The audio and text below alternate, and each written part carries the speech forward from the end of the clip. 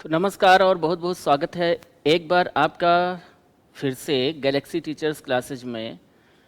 और पिछली क्लास में हम लोगों ने 21 दिसंबर 2021 का पेपर देखा था संस्कृत विषय का, जिसमें हम लोगों ने बात की थी अपठित वाले भाग की।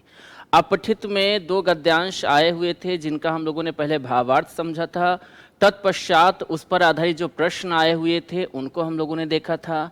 उसी क्रम को आगे बढ़ाते हुए आज हम बात करेंगे 21 दिसंबर 2021 वाले पेपर में जो पेडागॉजी वाले प्रश्न आए हैं उन प्रश्नों की बात करेंगे। ठीक है, तो आज का हमारा ये भाग 2 पार्ट 2 जो है, इसमें हम लोग 21 दिसंबर 2021 के पेपर में आए हुए संस्कृत पेडागॉजी के प्रश्नों की बात करने वाले हैं।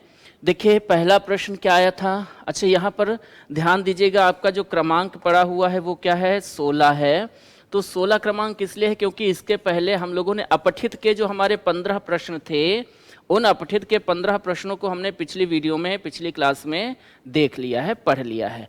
तो उसके आगे की जो श्रृंखला है प्रश्नों की, उसमें 16 नंबर प्रश्न हमारे सामने है। और इस प्रश्न में हमको सबसे पहले देखना है कि प्रश्न क्या कह रहा है, तत्पश्चात हम सही उत्तर की, सही विकल्प की पहचान करेंगे। प्रश्न है निम्नलिखितेषु अष्टमी कक्षा पर्यंतम। निम्नलिखितेषु मतलब निम्नलिखित में से अष्टमी कक्षा पर्यंतम अर्थात 8वीं कक्षा तक। किस कक्षा तक? तो 8वीं कक्षा तक की बात की जा रही। ठीक है, निम्नलिखित में से 8वीं कक्षा तक शिक्षण माध्यम विषय, जो शिक्षण का माध्यम विषय होता है, जो शिक्षण जिस माध्यम से, जिस विषय के माध्यम से शिक्षण होता है, शिक्षा अधिकार अधिनियम 2009 इत्यस्मिन् का संस्तुति विद्यते। निम्नलिखित में से अष्टमी कक्षा तक शिक्षण माध्यम विषय में शिक्षा का अधिकार अधिनियम 2009, इस अधिनियम में क्या संस्तुति की गई है? तो पहला विकल्प है, इसमें संस्तुति की गई है कि अष्टमी कक्षा पर्यंतम, 8वीं कक्षा तक यथासंभव मातृभाषा शिक्षण माध्यमम भवितव्या। 8वीं कक्षा तक जो शिक्षण का माध्यम होगा वो यथासंभव क्या होगा, मातृभाषा होगा। दूसरा है विद्यालय शिक्षण माध्यमम मातृभाषा एवं भवेत। विद्यालय में अनिवार्य रूप से शिक्षण का माध्यम मातृभाषा ही होगी। तो क्या ऐसी बात 2009 के अधिनियम में कही गई है, शिक्षाधिकार अधिनियम 2009 में? तीसरा है गृह भाषा शिक्षण माध्यमम भवेत। जो गृह भाषा है बच्चे की, वह गृह भाषा ही शिक्षण का माध्यम होगी। तीसरा है राजस्व भाषा शिक्षण माध्यमम भवेत, या क्षमा चाहेंगे, चौथा विकल्प है कि जो राज्य की भाषा है वो शिक्षण का माध्यम होगी। तो यहाँ पर ध्यान दीजिए, यहाँ पर जो प्रश्न है निम्नलिखित में से 8वीं कक्षा पर्यंत, 8वीं कक्षा तक शिक्षण का शिक्षण माध्यम विषय में शिक्षा अधिकार अधिनियम 2009 इसके द्वारा संस्तुत की गई है कि अष्टमी कक्षा पर्यंतम यथासंभव मातृभाषा शिक्षण माध्यमम भवितव्या।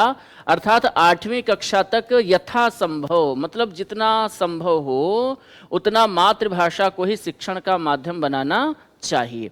पहला विकल्प आपका यहाँ पर सही उत्तर हो जाएगा। अगले प्रश्न की ओर हम लोग बढ़ते हैं। अगला प्रश्न है और बड़ा महत्वपूर्ण प्रश्न है, भारतीय संविधाने हिंदी भाषायाः किम स्थानम विद्यते। जो भारतीय संविधान है, भारतीय संविधान में हिंदी भाषा का कौन सा स्थान है? भारतीय संविधान में हिंदी भाषा को कौन सा स्थान प्राप्त है? क्या ये सहराज भाषा है, या फिर राजभाषा है, विदेशी भाषा है, या फिर भारतीय भाषा है? तो ध्यान दीजिए, आपको पता है कि भारतीय संविधान में जो सह राजभाषा की बात की जाती है, सह राजभाषा कौन सी भाषा है? तो ये है अंग्रेजी। और अगर हम बात करें हिंदी की, प्रश्न में हिंदी की बात की जा रही है, तो हिंदी को राजभाषा का दर्जा प्राप्त है। बी विकल्प सही उत्तर हो जाएगा। फिर से सुन लीजिए, भारतीय संविधान में हिंदी को राजभाषा का दर्जा प्राप्त है। हिंदी हमारी राष्ट्रभाषा नहीं है। जो हम लोग बोलते हैं कि हिंदी हमारी क्या है, राष्ट्रभाषा है, तो भारत में किसी भी भाषा को राष्ट्रभाषा का दर्जा प्राप्त नहीं है। यहाँ पर हम बात करते हैं किसकी, राजभाषा की। तो राजभाषा का दर्जा किसको प्राप्त है? हिंदी को प्राप्त है। और अगर हम सह राजभाषा की बात करें तो सह राजभाषा कौन सी भाषा है? अंग्रेजी है। ठीक है, तो इस प्रश्न का सही उत्तर हमें मिल चुका है। इस प्रश्न का सही उत्तर क्या है? राजभाषा, हिंदी राजभाषा है। अगला प्रश्न, शिक्षणे भाषायाः केंद्रीयतायाः, शिक्षणे मतलब शिक्षण में, भाषायाः अर्थात भाषा की केंद्रीयतायाः, भाषा की जो केंद्रीयता होती है, भाषा की जो केंद्रीयता होती है शिक्षण में, उस केंद्रीयता का अभिप्रायो अस्ति, अभिप्राय क्या होता है। शिक्षण में भाषा की केंद्रीयता का अभिप्राय क्या होता है। तो अन्येषां विषयाणां शिक्षणे भाषा महत्वपूर्ण योगदानम ददाति, अन्य विषयों के शिक्षण में भाषा महत्वपूर्ण योगदान देती है। ये भाषा की केंद्रीयता होती है कि भाषा अन्य विषयों के शिक्षण में महत्वपूर्ण योगदान देती है। भाषा अधिगम में अंतर्वस्तु विषयाः महत्वपूर्णाः सन्ति, भाषा अधिगम में जो अंतर्वस्तु होती है, जो उसकी विषय वस्तु होती है और विषय जो होते हैं वो महत्वपूर्ण होते हैं। भाषा अधिगम में विषय वस्तु अधिगमः च पृथक पृथक भवतः, भाषा अधिगम में विषय वस्तु और अधिगम, विषय वस्तु और अधिगम मतलब सीखना अर्थात लर्निंग, ये सब क्या होते हैं, पृथक पृथक होते हैं। अंतर्वस्तु विषयस्य अध्यापकाय भाषां प्रति अवधानम न आवश्यकम, अंतर्वस्तु मतलब जो पाठ्य वस्तु है, जो पाठ्यक्रम है, और विषय जो हैं, इनके अध्यापक के लिए भाषा के प्रति ध्यान देने की आवश्यकता नहीं होती है। ये 4 विकल्प हैं। सही उत्तर क्या हो जाएगा, तो शिक्षण में भाषा की केंद्रीयता का अभिप्राय होता है। क्या अभिप्राय होता है, अन्येषां विषयाणां शिक्षणे भाषा महत्वपूर्ण योगदानम ददाति, अन्य विषयों को सीखने में भाषा महत्वपूर्ण योगदान देती है। अर्थात जो हमारी भाषा होती है, जो हमारी विद्यालय की भाषा होती है, वो भाषा हमें गणित सीखने में भी योगदान प्रदान करती है। भाई गणित भी हम सीखते हैं, गणित भी पढ़ते हैं तो हम उसी भाषा के माध्यम से पढ़ते हैं। अगर हम विज्ञान पढ़ रहे हैं तो विज्ञान भी हम किस भाषा में पढ़ते हैं, जो हमारी भाषा है विद्यालय की। अगर हमने हिंदी भाषा का चयन किया है तो हम हिंदी भाषा में भाषा को भी पढ़ेंगे, विज्ञान भी पढ़ेंगे, गणित भी पढ़ेंगे, अन्य विषय जितने भी हैं सब हम हिंदी भाषा में पढ़ेंगे। अगर हमारी भाषा अंग्रेजी है तो जितने विषय हम सबको अंग्रेजी में ही पढ़ते हैं। तो कहीं ना कहीं जो भाषा होती है वो हमारे सीखने के विषय के केंद्र में होती है। पहला विकल्प हमारा सही उत्तर हो जाएगा। आगे बढ़ते हैं। 19वां प्रश्न, कवितां पाठयन, कविता को पढ़ाते हुए अध्यापकः निम्नलिखिते ध्यानं प्रयच्छेत, कविता को पढ़ाते हुए अध्यापक को निम्नलिखित में से ध्यान देना चाहिए। कविता को जब अध्यापक पढ़ाए तो मुख्य रूप से अध्यापक को कहाँ ध्यान देना चाहिए, तो चौथा विकल्प है लेखन विकास से, लेखन के विकास में ध्यान देना चाहिए। अर्थात बच्चा कविता को पढ़ भी ले और उसको लिख भी ले, उसके लेखन पर ध्यान देना चाहिए। व्याकरणीय नियमानां प्रयोगे च, व्याकरण के नियमों और उनके प्रयोग पर ध्यान देना चाहिए। शब्दावल्याम शब्दकोश परामर्शे च, शब्दावली और शब्दकोश के परामर्श पर ध्यान देना चाहिए। अथवा कवितायाः रसास्वादने मूल्यांकने च, अथवा कविता के रसास्वादन पर, मतलब कविता को पढ़ करके आनंद की अनुभूति हो रही है या नहीं हो रही है, बच्चे आनंद प्राप्त कर पा रहे हैं या नहीं कर पा रहे हैं।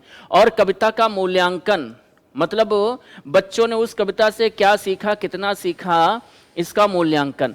तो कविता को पढ़ाते समय अध्यापक को निम्नलिखित में से ध्यान देना चाहिए। किस पर देना चाहिए ध्यान, कविता के रसास्वादन और उसके मूल्यांकन पर। यहाँ पर आपका ए विकल्प सही उत्तर हो जाएगा। आगे बढ़ते हैं, अगले प्रश्न की कर लेते हैं बात। 20वां प्रश्न आ रहा है हमारे सामने और 20वां प्रश्न है परिच्छेद लेखने। जब कोई छात्र परिच्छेद लिखता है, निबंध लेखने वा अथवा निबंध लिखता है, जब छात्र के द्वारा कोई परिच्छेद लिखा जाता है या कोई निबंध लिखा जाता है तो छात्राः विभिन्नासु अवस्थासु, छात्र जो होता है विभिन्न अवस्थाओं में गच्छन्ति जाता है, यासु जिससे ते विचारान, यहाँ पर विचारवान नहीं होगा, क्या होगा, विचारान होगा, ठीक है। ते विचारान, यासु जो छात्र होता है किसी निबंध को लिखते समय, किसी परिच्छेद को लिखते समय विभिन्न अवस्थाओं को प्राप्त होता है और उन अवस्थाओं में से क्या करता है, विचारान संकलयन्ति, वो विचारों को संकलित करता है। रूपरेखाम निर्मान्ति, रूपरेखा का निर्माण करता है। प्रथमम प्रारूपम लिखन्ति, पहला प्रारूप लिखता है। एतद विवर्धन्ते, फिर उसको विकास प्रदान करता है, उसको और विकसित करता है, बढ़ाता है प्रारूप को। अंतिमम प्रारूपम लेखितुम च संशोधनम कुर्वन्ति, और अंतिम प्रारूप लेखन के लिए जो भी आवश्यक संशोधन होते हैं, प्रूफ रीडिंग करना, उसके बाद जो भी गलतियां हैं उनको सुधारना, ये सब करता है। लेखनस्य इयं प्रक्रिया का कथ्यते, लेखन की ये प्रक्रिया क्या कही जाती है। तो ये प्रक्रिया क्या कही जाती है? लेखन से उत्पादन प्रक्रिया। क्या ये लेखन की उत्पादन प्रक्रिया है? तो लेखन की उत्पादन प्रक्रिया नहीं है, बल्कि लेखन खुद ही उत्पादन होता है ना। लेखन और भाषण क्या होते हैं? उत्पादक कौशल होते हैं। लेखन से क्रियान्वयन प्रक्रिया, लेखन को क्रियान्वित करने की प्रक्रिया है, मतलब एक लेखन का एक प्रोसेस है ये, उसको क्रियान्वित करने की प्रक्रिया है ये। या लेखन से चिंतन प्रक्रिया, लेखन के लिए चिंतन की प्रक्रिया है। लेखन से छात्र केंद्रित प्रक्रिया। यहाँ पर हमारा जो सही उत्तर हो जाएगा वो क्या हो जाएगा? बी, लेखन से क्रियान्वयन प्रक्रिया। यहाँ पर बच्चे लेखन का क्रियान्वयन कर रहे हैं, उसको लिख रहे हैं, और लिखने के समय वो विभिन्न अवस्थाओं को प्राप्त हो रहे हैं। तो बी विकल्प सही उत्तर हो जाएगा। अगले प्रश्न की ओर हम बढ़ते हैं।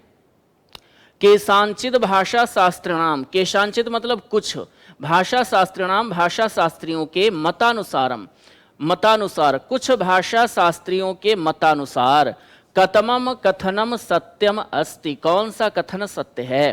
प्रश्न कह रहा है कुछ भाषा शास्त्रियों के मतानुसार कौन सा कथन सत्य है। तो पहला विकल्प है भाषा अधिग्रहणम स्वाभाविकी अविचारिता च प्रक्रिया भवति। भाषा का अधिग्रहण, भाषा का अधिग्रहण मतलब हम यहाँ किसकी बात कर रहे हैं? अर्जन की बात कर रहे हैं। किसकी बात कर रहे हैं? पहले विकल्प में अर्जन की। जो भाषा का अर्जन होता है, जो भाषा का अधिग्रहण होता है, वो कैसा होता है? स्वाभाविकी मतलब स्वाभाविक होता है। और कैसा होता है? अविचारिता, अविचारित होता है, मतलब वहां पर हमें कोई विचार नहीं करना होता है, कोई औपचारिकता नहीं निभानी होती है। तो पहला विकल्प है कि भाषा का अर्जन स्वाभाविक और अनौपचारिक होता है। भाषा का अधिग्रहण जो होता है अर्थात अर्जन जो होता है वो स्वाभाविक और अनौपचारिक होता है। दूसरा विकल्प है भाषा अधिगमः सप्रयासः विचारिताश्च भवति। भाषा का अधिगम प्रयासपूर्ण और औपचारिक होता है। भाषा अधिगम स्वाभाविकी अविचारिता च प्रक्रिया भवति।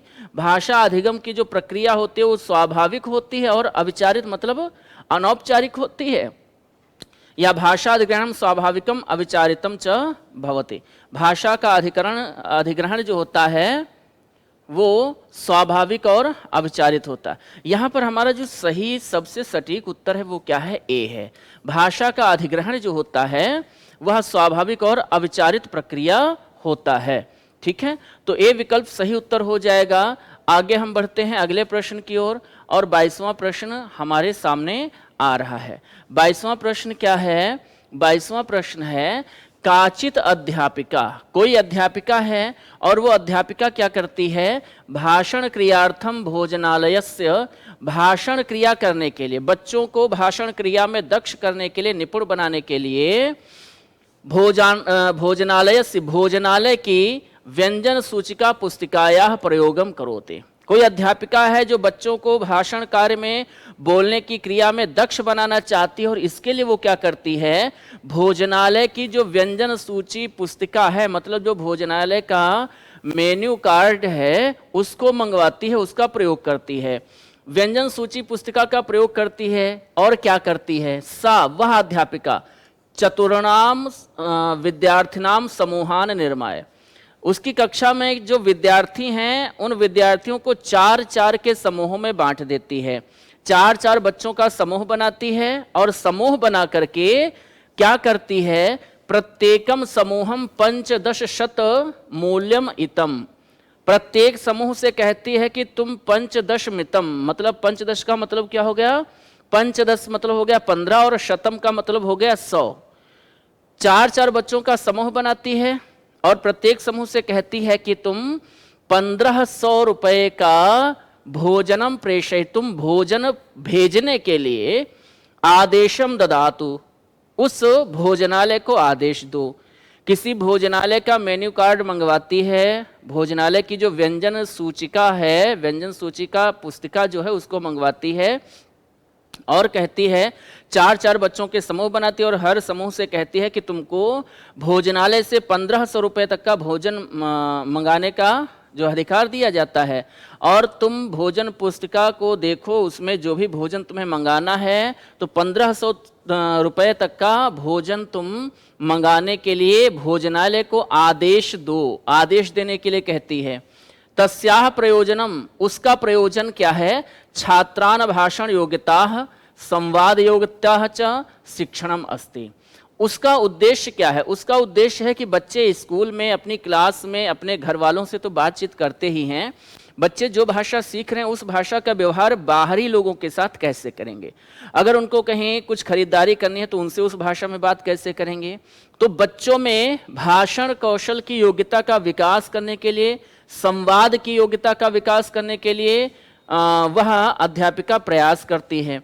अत्र भोजनालय से व्यंजन सूची पुस्तिका किम कथ्यते, यहाँ पर जो व्यंजन सूची पुस्तिका है भोजनालय की, वह क्या कही जाएगी। पहला विकल्प है भाषा शिक्षण सामग्री।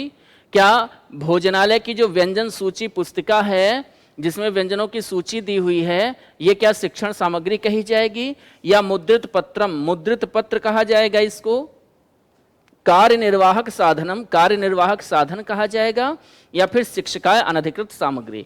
ये शिक्षक के लिए अनधिकृत सामग्री है, अधिकृत सामग्री मतलब प्रामाणिक सामग्री नहीं है। तो यहां पर हमारा सही उत्तर क्या हो जाएगा? ए विकल्प सही हो जाएगा। यह सामग्री कैसी है? यह जो भोजनालय की व्यंजन सूची पुस्तिका है, ये क्या है? भाषा शिक्षण सामग्री है। ठीक है, ए विकल्प सही उत्तर हो जाएगा। आगे बढ़ते हैं अगले प्रश्न की ओर। और अगला प्रश्न है, काचित अध्यापिका मासांतराले। काचित मतलब कोई, अध्यापिका मतलब अध्यापिका। कोई अध्यापिका है जो मासांतराले, मासांतराल का मतलब है एक माह पश्चात, मास के पश्चात, ठीक है, मास के पश्चात, ठीक है। कोई भाषा अध्यापिका है जो एक माह के पश्चात लेखन कार्य में छात्रैः कृताः त्रुटिः अशुद्धिः च एकत्रीकरोति। काचित अध्यापिका, कोई अध्यापिका एक मास के अंतराल पर, मतलब एक महीने के अंतराल पर, अर्थात हर महीने वो क्या करती है, लेखन कार्य में छात्रों के द्वारा कृताः त्रुटि, की गई त्रुटियां, अशुद्धि च, और उनके द्वारा की गई अशुद्धियों को एकत्रीकरोत, एकत्र करती है। तदा सा छात्राणाम नाम ग्रहणम विना, उसके बाद जो भी अशुद्धियां, जो भी त्रुटियां उसने एकत्र की हैं, तो उसे पता है किस बच्चे ने क्या अशुद्धि की है, किस बच्चे ने क्या गलती की है, किस बच्चे ने क्या त्रुटि की है, लेकिन किसी भी बच्चे का नाम नहीं लेती है। उनका नाम लिए बिना ही क्या करती है, त्रुटि नाम प्रकाराणाम विवरणम करोते। त्रुटियों का जो प्रकार है, किसने वर्तनी में अशुद्धि की है, गलती की है, किसने वाक्य में अशुद्धि की है, किसने वर्णों में अशुद्धि की है, जो भी अशुद्धि के प्रकार हैं, त्रुटियों के जो प्रकार हैं, उनका विवरण प्रदान करती है। अयम प्रयोगः किम कथ्यते, अध्यापिका के द्वारा किया गया ये प्रयोग क्या कहा जाएगा। मतलब एक महीने के अंतराल पर अध्यापिका अपने छात्रों की त्रुटियों का, अशुद्धियों का क्या करती है, ग्रहण करती है, उनको एकत्र करती है, और तत्पश्चात बिना किसी का नाम लिए वह उन त्रुटियों के जो प्रकार हैं उनका विवरण प्रस्तुत करती है, उनके विषय में बताती है। अध्यापिका के द्वारा किया गया ये कार्य क्या कहा जाएगा, त्रुटि विश्लेषणम या पुनर्निवेश प्रदानम, लेखन मूल्यांकनम, या फिर संपूर्ण कक्षा।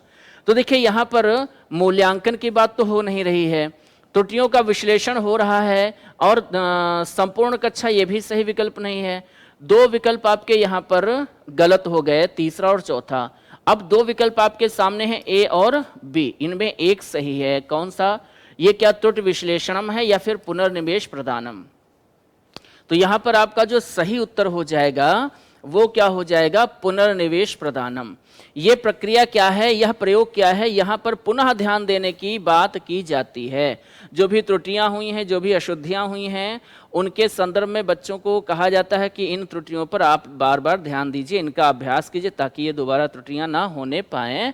तो ये आपका क्या है, पुनर्निवेश प्रदान है। बी विकल्प आपका सही उत्तर हो जाएगा। ठीक है, आगे बढ़ते हैं 24वां प्रश्न। और 24वां प्रश्न क्या है, 24वां प्रश्न है, सप्तमी कक्षाया भाषा शिक्षिका, 7वीं कक्षा की कोई अध्यापिका है, 7वीं कक्षा की भाषा की अध्यापिका है। ठीक है, सप्तमी कक्षाया भाषा शिक्षिका, 7वीं कक्षा की भाषा की शिक्षिका कीर्ति स्वछात्रान, अपने छात्रों को तेषां पाठ्यपुस्तकस्य कवितानां गीतानां च समानाः कविताः। 7वीं कक्षा की भाषा की अध्यापिका कीर्ति अपने छात्रों से क्या कहती है, अपने छात्रों को तेषाम, तेषाम मतलब उनकी, अपने छात्रों से कहते कि वे छात्र अपनी अपनी पाठ्य पुस्तक की कविता नाम गीता नाम, जो पाठ्य पुस्तक की कविताएं हैं और जो गीत हैं, उन गीतों के समानाह कविता, उन कविताओं के समान कविताएं और गीतों के समान गीत तेषाम भाषायाम प्राप्तुम अकथयत, वे अपनी ही भाषा में प्राप्त करें ऐसा वो कहती है। फिर से समझ लें, 7वीं कक्षा की भाषा की अध्यापिका है जो अपने छात्रों को कहती है कि वे अपने पाठ्य पुस्तक की किताबों में देखें कि कौन कौन से गीत हैं, कौन कौन सी कविताएं हैं, और जो गीत हैं, जो कविताएं हैं, उनसे मिलते जुलते गीत, मिलती जुलती कविताएं वो अपनी अपनी भाषा में प्राप्त करें। भाई मान लेते हैं विद्यालय में उनकी भाषा क्या है, हिंदी है, लेकिन हो सकता है जो बच्चे पढ़ रहे हैं उसमें किसी की भाषा क्या हो, अंग्रेजी हो, किसी की भाषा क्या हो, तो किसी की पंजाबी हो सकती है। तो विद्यालय में तो वो हिंदी भाषा पढ़ रहे हैं, लेकिन उनकी जो मातृभाषा है वो अंग्रेजी हो सकती है, पंजाबी हो सकती है, या कोई अन्य भाषा हो सकती है। तो अध्यापिका ने कहा कि आप लोग अपनी पाठ्य पुस्तक के जो गीत हैं, जो कविताएं हैं, उन्हीं के समान कुछ और गीत और कविताएं अपनी अपनी भाषा में, जो भी आपकी मातृभाषा है उसमें आप प्राप्त कीजिए, उनको पढ़िए, उनको प्राप्त कीजिए। तद उसके बाद सा कविता नाम अर्थान विचारान च विवेचयितुम तान अकथयत, उसके बाद वह उनसे कहते कि कविताओं के अर्थ को, उसके विचारों की विवेचना करो, ऐसा वह उनसे कहती है। सामान्य भाषा च तुलनाम कर्तुम अपि सा अकथयत, और सामान्य भाषा के द्वारा उनकी तुलना करने के लिए भी कहती है। मतलब पहले जो भी पाठ्य पुस्तक में कविताएं हैं, गीत हैं, उनसे मिलते जुलते गीत और कविताएं एकत्र करें अपनी अपनी भाषा में।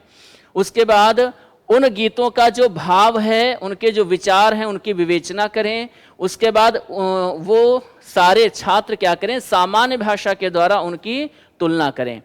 तदा छात्राः, तब छात्र ताः कविताः लेखन पत्रे स्व भाषासु अलिखन, उसके बाद छात्र उन कविताओं को लेखन पत्र पर स्व भाषासु, अपनी अपनी भाषा में अलिखन लिखें। तदा ते सर्वाम, उसके बाद वे सभी कक्षाम प्रदर्शयन, उसके बाद वे सभी उन कविताओं को, जिन कविताओं को अपनी भाषा में लिखा है, उन कविताओं का अपनी कक्षा में प्रदर्शन करें। अत्र भाषायाः महत्वम ज्ञातुम, यहाँ पर भाषा के महत्व को जानने के लिए अध्यापिका का रीति ही प्रयुक्ता, अध्यापिका किस रीति का प्रयोग करती है। थोड़ा बड़ा प्रश्न है, समझने की आवश्यकता है। प्रश्न ये है, एक बार संक्षेप में पूरे प्रश्न के सार को समझ लेते हैं कि प्रश्न क्या कह रहा है। प्रश्न कह रहा है कि 7वीं कक्षा की भाषा की अध्यापिका है जो अपने बच्चों को आदेश देती है कि वे अपनी पाठ्य पुस्तक में आई हुई जो कविताएं हैं, जो गीत हैं, और उनका जो भाव है, उन्हीं भावों से मिलती जुलती अन्य कविताएं ढूंढें, और वो अन्य कविताएं उनकी अपनी भाषा में होनी चाहिए। उसके बाद उन कविताओं को पढ़ें, उनकी विवेचना करें, उनके भाव क्या हैं, विचार क्या हैं, उसकी विवेचना करें। तत्पश्चात उस कविता को वो अपनी कॉपी में क्या करें, अपनी अपनी भाषा में ही लिखें। मान लेते हैं किसी की भाषा हिंदी है तो वो हिंदी में लिखेगा, अंग्रेजी है तो अंग्रेजी में लिखेगा, किसी की भाषा पंजाबी है तो पंजाबी में लिखेगा।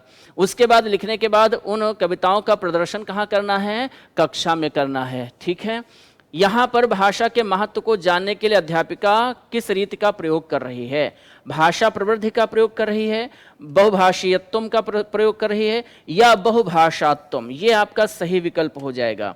यहाँ पर अध्यापिका किसका प्रयोग कर रही है, बहुभाषत्व का, बहुभाषात्व हो जाएगा। मतलब अध्यापिका बहुभाषिकता का प्रयोग कर रही है कि बच्चे को बहुभाषी बना सके। ठीक है, तो आपका सी विकल्प यहाँ पर सही उत्तर हो जाएगा। अब बढ़ते हैं अगले प्रश्न की ओर। 25वां प्रश्न,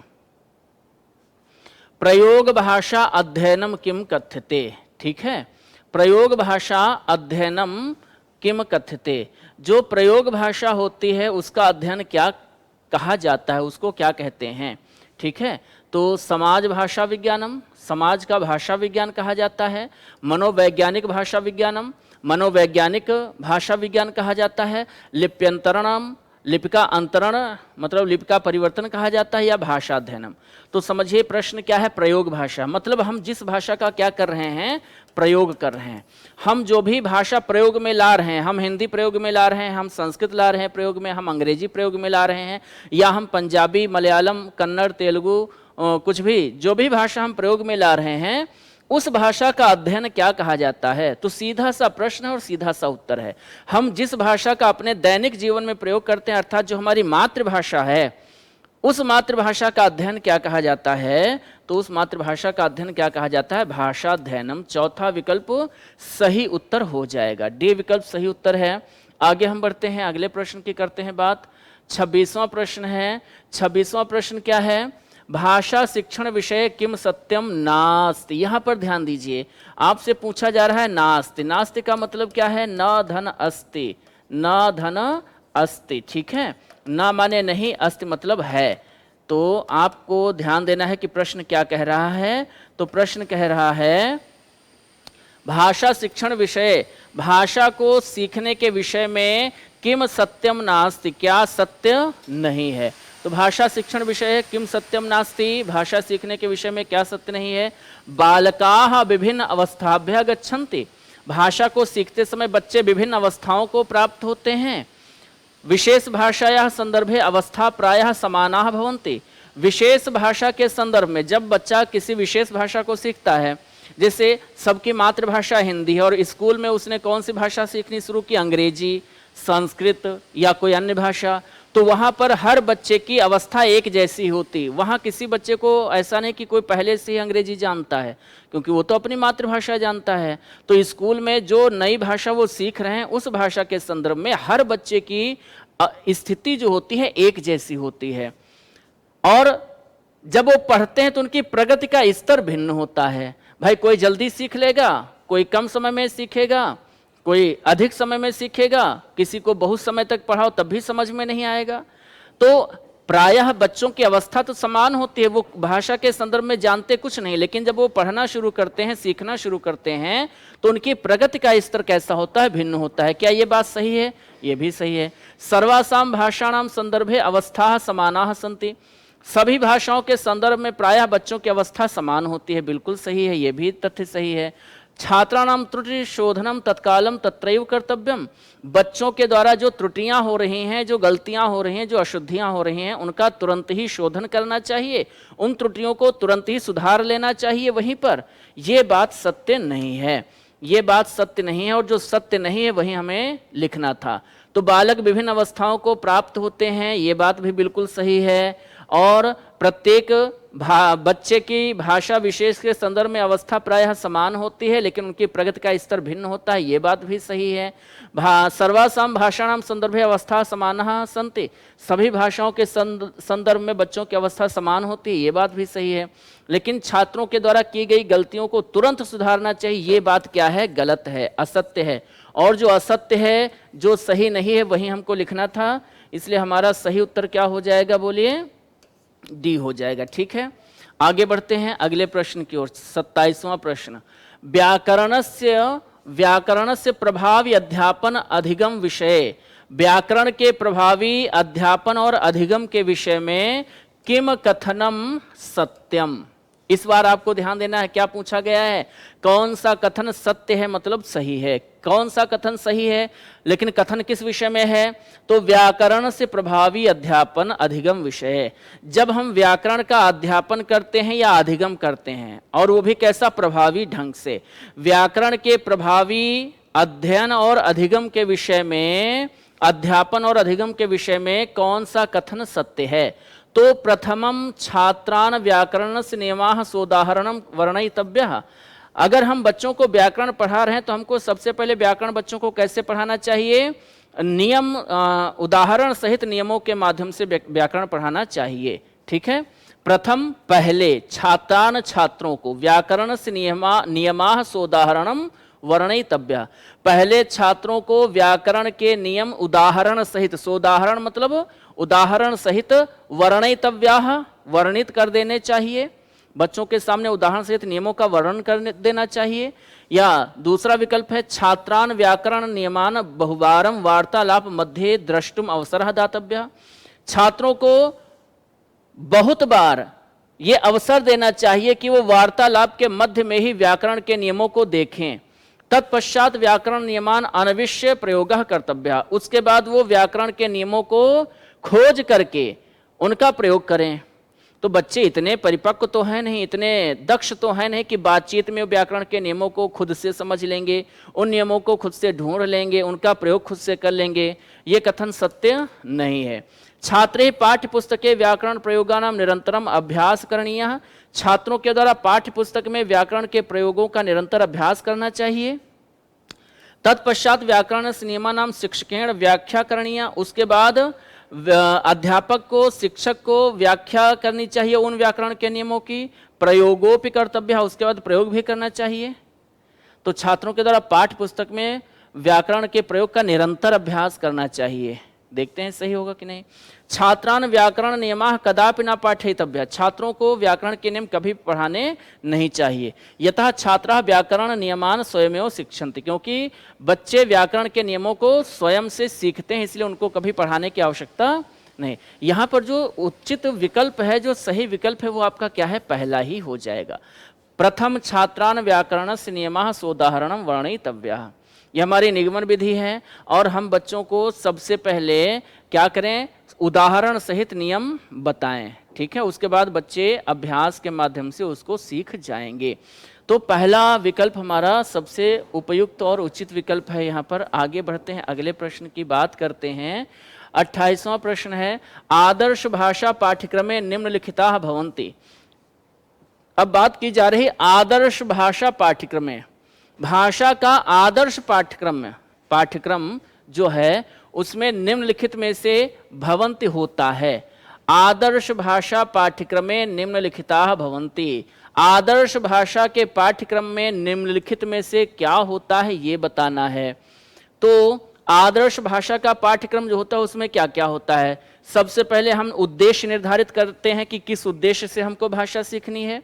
उद्देश्य निर्धारण करने के बाद अंतर्वस्तु की बात करते हैं। अंतर्वस्तु मतलब जो हमारा उद्देश्य है, उस उद्देश्य की पूर्ति के लिए हम उसी प्रकार की पाठ्य वस्तु का निर्धारण करते हैं, उसी प्रकार के पाठ्यक्रम का निर्धारण करते हैं। प्रक्रिया, उसके बाद हम उसकी प्रक्रिया अपनाते हैं, उसका क्रियान्वयन करते हैं। भाषा अध्यापन अधिगम मूल्यांकन, उसके बाद भाषा का अध्यापन होता है, अधिगम होता है और तत्पश्चात मूल्यांकन होता है। ये पहला विकल्प है। तो भाषा, आदर्श भाषा के पाठ्यक्रम में निम्नलिखित में से क्या होता है, पहला विकल्प आपने समझ लिया। दूसरा देखिए, पहले हम अपने लक्ष्य का निर्धारण करते हैं, फिर हम प्रविधियों की बात करते हैं। देखिए, उद्देश्य का निर्धारण और लक्ष्य का निर्धारण ये तो बात सही है, लेकिन हम पाठ्यक्रम से पहले विधियों का निर्धारण नहीं करते हैं, है ना। विधियां तो हमारी बाद में आएंगी, पहले तो हम उद्देश्य निर्धारित करेंगे, उद्देश्य के हिसाब से हम पाठ्यक्रम का, पाठ्यवस्तु का निर्धारण करेंगे, उसके बाद उनका क्रियान्वयन करेंगे और उनका जब हम अधिगम करेंगे, अध्यापन करेंगे, तब हम विधियों की बात करेंगे। यहाँ विधियां हमारी पहले आ गई, इसलिए विकल्प क्या है, अशुद्ध है। भाषा शिक्षण अधिगमार्थम मूल्यान प्रक्रिया परीक्षणम च, ये भी नहीं सही है। विद्यालयार्थ शिक्षण अधिगमार्थम परीक्षार्थम च विचार, ये भी नहीं सही। आपका उत्तर यहाँ पर सही क्या हो जाएगा, ए विकल्प बिल्कुल सही है। आदर्श भाषा पाठ्यक्रम में निम्नलिखित में से क्या होता है, तो सबसे पहले उद्देश्य निर्धारित किए जाते हैं। उद्देश्यों को जो है सफल बनाने के लिए उद्देश्यों के अनुसार ही हम अंतर्वस्तु का चयन करते हैं, मतलब पाठ्य वस्तु का चयन करते हैं। प्रक्रिया, फिर हम क्रियान्वयन की प्रक्रिया करते हैं, फिर हम भाषा का अध्यापन और उसका अधिगम और उसका क्या करते हैं, मूल्यांकन करते हैं। ठीक है, आपका पहला विकल्प यहाँ पर सबसे उपयुक्त विकल्प है, ए विकल्प सही उत्तर हो जाएगा। 29वां प्रश्न आ रहा है आपके सामने। काचित अध्यापिका छात्रान युग्मेषु परिच्छेदात वाक्यांतराणि वार क्रमात् पठितुम कथयति। काचित का मतलब है कोई अध्यापिका है, कोई अध्यापिका है जो छात्रों को युग्मेषु, युग्म का मतलब होता है जोड़ा, मतलब दो दो के जोड़े में बांटती है।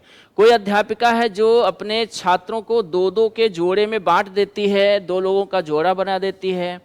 और परिच्छेदात, उनका जो परिच्छेद है किताब में, जो अनुच्छेद है किताब में, उसके वाक्यांतराणि वार क्रमात् पठितुम कथयति, उसके वाक्यांतरण को वार क्रम से, क्रमवार तरीके से, क्रमबद्ध तरीके से पठितुम पढ़ने के लिए कहती है। एकः छात्रः, एक छात्र क्या करता है, वाक्यानि लिखन्ति। तो ध्यान दीजिए, पहले उसने दो दो के जोड़े बनाए, दो दो के समूह बनाए, उसके बाद वाक्यांतरण को क्रमबद्ध तरीके से पढ़ने के लिए कहती है। तो एक बच्चा पढ़ता है, और जब एक बच्चा पढ़ता है तो एक छात्र क्या करता है, वाक्यों को लिखता है। जो वाक्य पढ़े जा रहे हैं, एक बच्चा पढ़ रहा है और दूसरा बच्चा उसको क्या कर रहा है, लिख रहा है। तस् सहभागी च पठन्ति, उसके बाद उसका सहभागी उसको पढ़ता है। तदा सा लिखितानि वाक्यानि मुद्रितैः वाक्यैः सह मेलयितुं कथयति, और जब ये लिखने और पढ़ने की क्रिया संपन्न होती है तब अध्यापिका कहती कि जो तुमने अपनी उत्तर पुस्तिका में लिखा है उसको किताब में लिखे हुए अंश से मिलाओ। तो लिखितानि वाक्यानि मुद्रितैः वाक्यैः सह, लिखे हुए वाक्यों को मुद्रित वाक्यों के साथ मेलयितुम कथयति, मिलाने के लिए कहती है। ऐसा प्रक्रिया का कथ्यते, यह प्रक्रिया क्या कही जाएगी। तो यहां पर देखिए दो चीजें समझ में आई, एक बच्चा क्या करता है, पढ़ता है, और दूसरा बच्चा क्या करता है, लिखता है। और ये पहला वाला पढ़ रहा है तो ये लिख रहा है, और जब ये पढ़ेगा तो ये लिखेगा, है ना। तो यहाँ पर हम कहीं ना कहीं हम कह सकते हैं यहाँ पर बात किसकी हो रही है, श्रुत लेख की। सुन करके लिखना है। एक बच्चा पढ़ रहा है और उसी पढ़े हुए अंश को दूसरा बच्चा क्या कर रहा है, तो वो लिख रहा है। तो सुन करके लिखने की बात हो रही है। उसके बाद जो लिखा गया है उसको मिलाया भी जा रहा है मुद्रित अंश के साथ, जो किताब में छपा हुआ भाग है उसके साथ उसको मिलाया भी जा रहा है। तो यहाँ पर अगर सही उत्तर की हम खोज करें तो एक विकल्प क्या है, योग्यता नाम संयोजनम, योग्यता का संयोजन करना, युग्म कार्यम, युग्म कार्य करना, समूह कार्यम, या फिर अन्योन्यैः श्रुत लेखनम, ये आपका सही उत्तर हो जाएगा। एक दूसरे के द्वारा सुन करके लिखना, भाई दो ही लोग हैं तो दो लोग एक दूसरे के द्वारा सुनते हैं और सुनी हुई विषय वस्तु को क्या करते हैं, लिखते हैं। ए विकल्प सही उत्तर हो जाएगा। आगे बढ़ते हैं और अगला प्रश्न है पठनम अस्ति। पठन क्या होता है, पठन क्या होता है, तो ध्वनि नाम शब्दानाम च व्यवहारः, ध्वनि और शब्दों का व्यवहार होता है पठन क्या। कठिन शब्दानाम अर्थ ग्रहणम, कठिन शब्दों का अर्थ ग्रहण करना उसको पठन कहा जाता है। दत्त पाठस्य अर्थ ग्रहणम, दिए गए पाठ का अर्थ ग्रहण करना। या वर्णानाम शब्दानाम च उद्वाचनम, वर्णों और शब्दों का उद्वाचन करना। तो देखिए पढ़ने का मतलब क्या होता है, जो हमारा पढ़ना होता है, जो पढ़ने की क्रिया होती है, इसका मतलब क्या होता है, वर्णों और शब्दों का उच्चारण करना होता है मात्र क्या, या दिए गए पाठ का अर्थ ग्रहण करना होता है, कठिन शब्दों का अर्थ ग्रहण करना होता है, या ध्वनि नाम शब्दानाम च व्यवहार। तो यहाँ पर ध्यान दीजिएगा, ध्वनि और शब्दों का व्यवहार ये तो हमारा मौखिक भी होता है, ये तो हमारा मौखिक भी होता है, लिखित भी होता है ना भाई। हम मौखिक रूप से बोल करके भी ध्वनि और शब्दों का व्यवहार करते हैं, प्रयोग करते हैं, और लिख करके भी प्रयोग करते हैं। तो ये मौखिक और लिखित दोनों होता है। हम बात किसकी कर रहे हैं, पठन की, इसलिए ये विकल्प हमारा सही नहीं है। केवल कठिन शब्दों का अर्थ ग्रहण करना, तो क्या हम सरल शब्दों को छोड़ देंगे, नहीं, ये भी उचित विकल्प नहीं प्रतीत हो रहा है। वर्णानाम शब्दानाम उद्वाचनम, वर्णों और शब्दों का वाचन करना, क्या यही केवल पठन है, नहीं। हमको पता है जब हम भाषा कौशल पढ़ते हैं तो हम जानते हैं कि श्रवण कौशल क्या होता है, सुनना मात्र नहीं बल्कि सुन करके अर्थ को ग्रहण करना। वैसे ही पठन कौशल क्या होता है, केवल पढ़ना मात्र नहीं होता है, केवल पढ़ना मात्र नहीं होता है, अपितु क्या होता है, दिया गया जो पाठ है उसको पढ़ करके उसके अर्थ को ग्रहण करना। बी विकल्प हमारा सही उत्तर यहाँ पर हो जाएगा। हमारा जो सही उत्तर है वो क्या हो जाएगा, बी विकल्प सही उत्तर हो जाएगा। पठनम अस्ति, पठन होता है तो दत्त पाठस्य अर्थ ग्रहणम, दिए गए पाठ का अर्थ ग्रहण करना ही क्या है, पठन है। ठीक है, तो ये 30वां प्रश्न हो गया। और देखिए इस प्रकार से हमने ये 15 प्रश्न 21 दिसंबर 2021 की जो परीक्षा हुई थी सीटेट की ऑनलाइन मोड, तो उसमें जो 21 दिसंबर का पेपर था उसमें हमने कल की क्लास में अपठित वाला भाग देखा, आज हमने पेडागॉजी वाला भाग देखा, और इस तरह से हमारा 21 दिसंबर का पेपर समाप्त होता है। और इस पेपर में आपको अगर किसी प्रश्न को लेकर कोई समस्या है तो कमेंट बॉक्स में कमेंट करके आप अपनी समस्या लिख सकते हैं। और संभवतः जितना भी हो सकेगा आपकी उन समस्याओं का समाधान किया जाएगा। तो ये क्लास आपको कैसी लगी कमेंट करके ज़रूर बताइएगा, और हम पुनः मिलेंगे एक नए पेपर के साथ इसी चैनल पर, गैलेक्सी टीचर्स क्लासेज पर। तो आप बने रहिए हमारे साथ, पढ़ते रहिए और निश्चित सफलता आपके कदम चूमेगी। तो आप सबका हमारे साथ बने रहने के लिए बहुत बहुत धन्यवाद। नमस्कार।